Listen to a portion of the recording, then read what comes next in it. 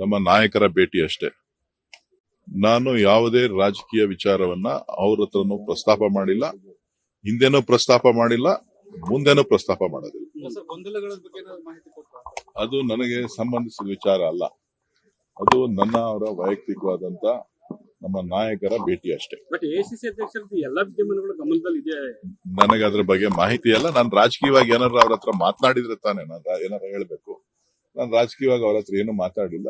ಸೌಹಾರ್ದಯುತವಾದಂತ ಭೇಟಿ ಅಷ್ಟೇ. ಯಾಕೆ ಸರ್ ಇಷ್ಟೆಲ್ಲ ಸರ್ಕಾರ ನೀವೆಲ್ಲರೂ ಹೇಳ್ತೀರಾ ಸರ್ಕಾರ ಉತ್ತಮ ರೀತಿಯಲ್ಲಿ ನಡೀತಿದೆ, ಕೆಲಸ ಮಾಡ್ಕೊಂಡು ಹೋಗೋಣ ಅಂತ, ಆದ್ರೂ ಗೊಂದಲಗಳು ಯಾಕೆ ಸೃಷ್ಟಿ ಆಗುತ್ತೆ ಅಂತ? ನನಗೆ 136 ಜನ ಶಾಸಕರು ಈಗ ಗೊಂದಲ ಏನು ಇಲ್ಲ. ನನಗೆ ಗೊತ್ತಿದ್ದಾಗೆ ಗೊಂದಲಗಳು ಯಾವುದೂ ಇಲ್ಲ.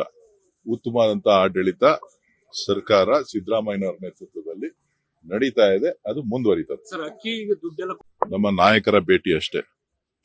ನಾನು ಯಾವುದೇ ರಾಜಕೀಯ ವಿಚಾರವನ್ನ ಅವ್ರ ಹತ್ರನೂ ಪ್ರಸ್ತಾಪ ಮಾಡಿಲ್ಲ, ಹಿಂದೆನೂ ಪ್ರಸ್ತಾಪ ಮಾಡಿಲ್ಲ, ಮುಂದೆನೂ ಪ್ರಸ್ತಾಪ ಮಾಡೋದಿಲ್ಲ.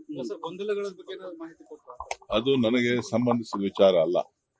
ಅದು ನನ್ನ ಅವರ ವೈಯಕ್ತಿಕವಾದಂತ ನಮ್ಮ ನಾಯಕರ ಭೇಟಿ ಅಷ್ಟೇ. ಬಟ್ ಎಸಿಸಿ ಅಧ್ಯಕ್ಷರದ್ದು ಎಲ್ಲ ವಿದ್ಯಮಾನಗಳು ಗಮನದಲ್ಲಿ ಇದೆ.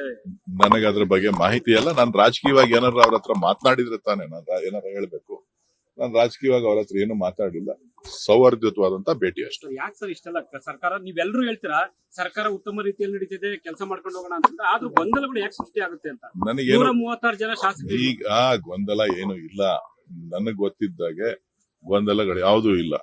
ಉತ್ತಮವಾದಂತ ಆಡಳಿತ ಸರ್ಕಾರ ಸಿದ್ದರಾಮಯ್ಯನವರ ನೇತೃತ್ವದಲ್ಲಿ ನಡೀತಾ ಇದೆ. ಅದು ಮುಂದುವರಿತದೆ. ಸರ್ ಅಕ್ಕಿ ದುಡ್ಡೆಲ್ಲ